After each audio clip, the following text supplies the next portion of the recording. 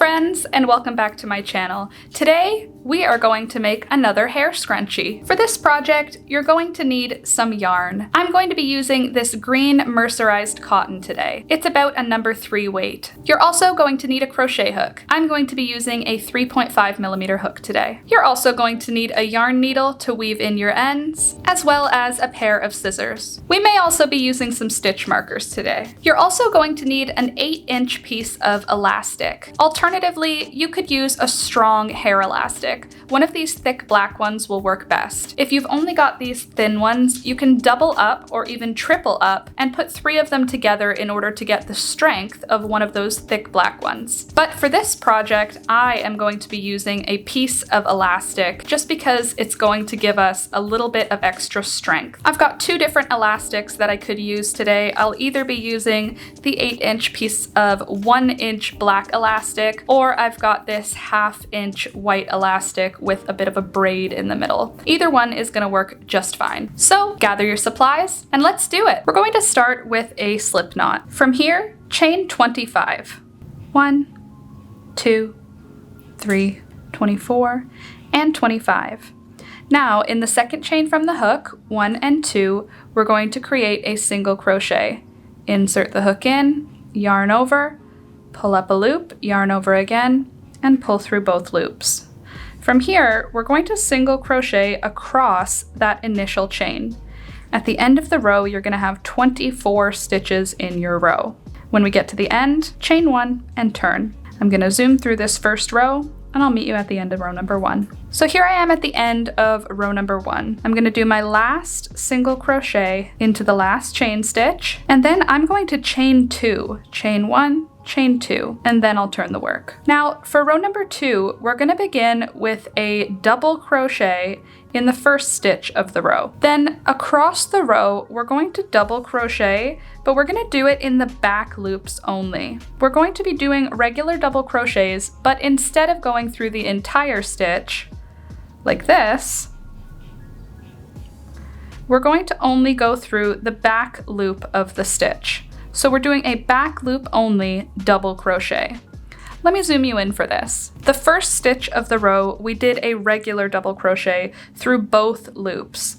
And for the last stitch of the row, we're also going to be doing a regular double crochet stitch through both loops. But for the rest of this row, we're going to do double crochet in the back loops only. At the end of this row, we're just going to do a chain 1 and then we're going to turn. I'm going to zoom through the rest of this row and I'll meet you at the end to show you how we finish it up. Here I am coming up to the end of row number 2. I'm going to put my last double crochet in the back loops, and that's in the second last stitch of the row. And now that I'm at the last stitch of the row, I'm going to put my final double crochet through both loops of the stitch. And I'll complete a regular double crochet. And now I'm going to chain 1 and turn. For row number 3, we're going to be working in single crochets. In the first stitch of the row, we'll put a single crochet as normal through both loops of the stitch. Moving forward, we're going to do single crochets in the back loops only. So for the first stitch and the last stitch of the row, we'll be doing single crochets regularly. All other stitches in the row will be through the back loop only. This is going to create a really nice straight edge. By doing it through both loops on the first and last stitch, the edge of the work will remain nice and straight and sturdy, which is good because we're going to be sewing later on in this tutorial. By doing the back loops only though, we're also going to be creating a cute texture on the final scrunchie. So I'm going to zoom through row number 3 and I'll meet you at the end to show you how I finish up the row. Here I am at the end of row number 3. I've got my last single crochet in the back loop only, and now for the last stitch of the row, I'll do my single crochet through both loops of the stitch. Then I'm going to chain 2 and turn. Now we're on to row number 4. For row number 4, I'm going to start with a double crochet in the first stitch of the row through both loops, and then for the rest of the row, I'm going to double crochet in the back loops only. But on the last stitch of the row, I'm going to double crochet through both loops. I'm going to zoom through this part and I'll meet you at the end of row number 4. Here I am coming up to the end of row number 4. Just gonna put my last double crochet through the back loop only, and then there's one more stitch in the row, and I'm going to do a regular double crochet through both loops only for that last stitch. Then I'll chain 1 and turn. Now you can start to see the texture we're creating. We've got the back loops only creating this little rib, and then on the reverse side we've got the back loops only creating this little rib. Just creates a little bit of a different texture than doing a straight double crochet, single crochet. Now for row number 5, we're going to begin with a regular single crochet through the first stitch of the row. For the rest of the row, we're going to single crochet into the back loops only, but on the last stitch of the row, we'll single crochet through both loops. From row number 5 all the way up to row number 40, we're going to be repeating the same 2-row pattern. So the first row will be single crochets, the second row will be double crochets. Both will start with a regular stitch in the first and last stitch of the row.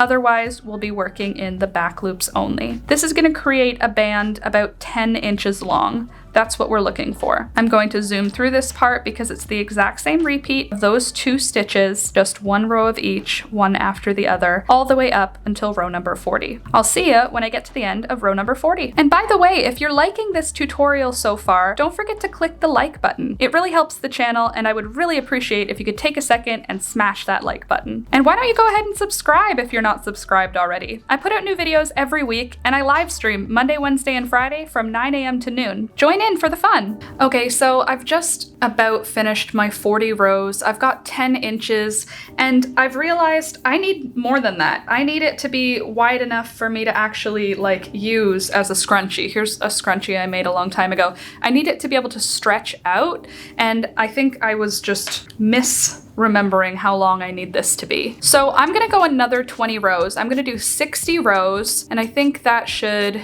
get us double this. Yeah, that should be good. I think 60 rows will be good. So right now I'm on row number 40. I'm gonna zip through the next 20 rows and get us to 60 rows long. So sorry about that. I will see you when I get to the end of row number 60. All right, and here I am coming up to the end of my 60th row, and this is looking a lot better, a lot longer, which is good because this needs to wrap around my hair twice, because that's how I like my scrunchies. Let me just put my last double crochet in here. So this is just about 16 inches long now, and that's perfect for a scrunchie because, again, when it's stretched out, I want it to be big enough to wrap around my hair twice, which it should be able to do now. So now it's gonna be time to actually put it together. I'm gonna take these stitch markers off, and we're gonna decide which side is the side we want out and which side is the side that we don't want to see. So we've got the option of doing this stripe as the outside like this, or this stripe as the outside like this. I prefer this side. I like the texture of this side where we've got those back loops only showing up, a really cute texture. Since we know we want this to be the outside of our scrunchie, I'm going to fold it to hide that side, because our next step here is going to actually be to crochet along this seam to create a tube, and that tube is going to be our scrunchie. I'm gonna put my hook into the first corner stitch across from where we just finished. So here's the working yarn. This is gonna be the outside of the fabric, but we're making our seam on the inside.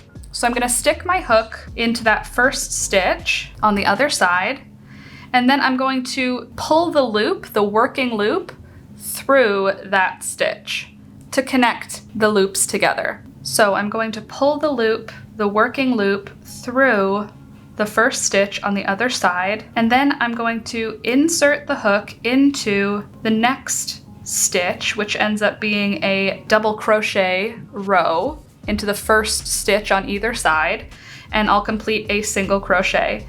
And then I'm gonna stick my hook again, this time through the single crochet row on both sides of the fabric, and create a single crochet. And then back we're at a double crochet row, so I'll insert my hook through the double crochet row and do a single crochet, and then we're back at a single crochet row. And I'm just gonna insert the hook and create another single crochet. And you can see now we're closing that seam at this point. I'm just gonna put one single crochet in each row all the way down. Doesn't matter if it's a single crochet row or a double crochet row, just put one single crochet in each row all the way down. All right, I've made it just about to the end of the work, and I'm just gonna put my last single crochet here in the corner. There we go, and then I'm gonna pull a nice long tail because we do need to do a little bit of sewing still, but I'm gonna pull a nice long tail, trim my yarn, and pull that last stitch through. And now with the tail that we started with at the beginning, I'm just gonna tie a little knot for a little extra security. And now we're gonna be turning this thing inside out. So this may be difficult. Oh, it's not that difficult, good. But I'm just gonna turn it right side out, and that's gonna hide our seam,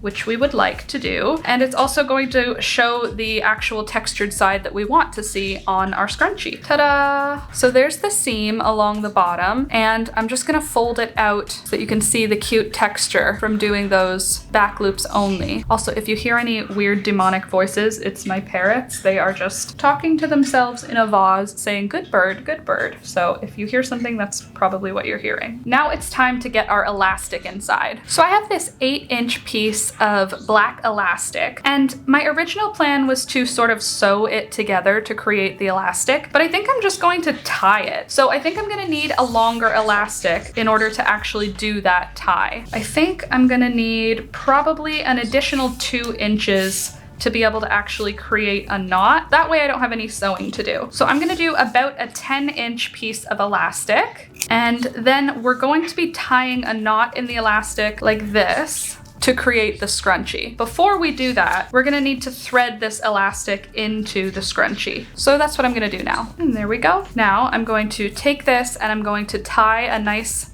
knot, just like this. Ugh. And I'm gonna tighten that knot down as much as possible. And then I'm just gonna trim my ends.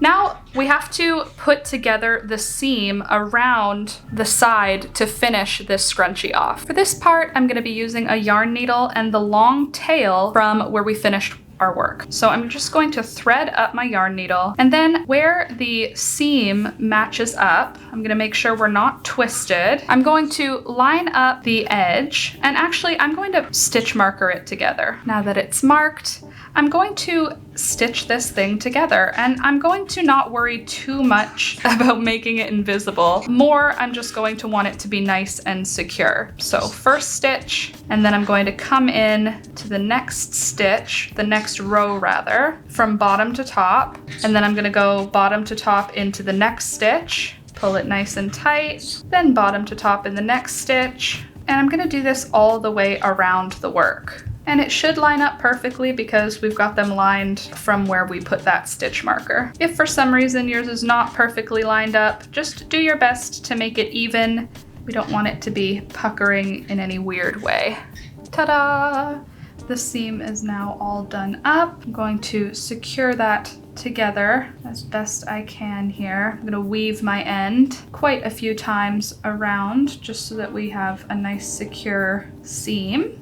And there we go, nice secure seam. And now I can trim the end and just sort of pull that around. And ta-da! The scrunchie is finished. Is this not adorable? I love this scrunchie. It stretches out perfect, so it's great for in a ponytail. Also, I love the way the crochet really takes on that texture from the front loops, back loops only, double crochet and single crochet. Isn't that so cute? I love this. And check what it looks like on. What do you think? Let me know in the comments down below if you liked this one, if you're gonna make yourself a scrunchie like this. That's all I've got for you today, friends. I really hope that you enjoyed this one, and I hope that you make one of these scrunchies for yourself. I think that this turned out great. By the way, I just want to say a special thank you to everyone supporting the channel right now. Here is everyone supporting the channel this month. You guys rock. If you'd like to support the channel, or if you're interested in learning more, check out the links in the description down below. I'll also include all relevant tutorials down in that description box as well. Anyway, friends, like I said, that's all I've got for you today.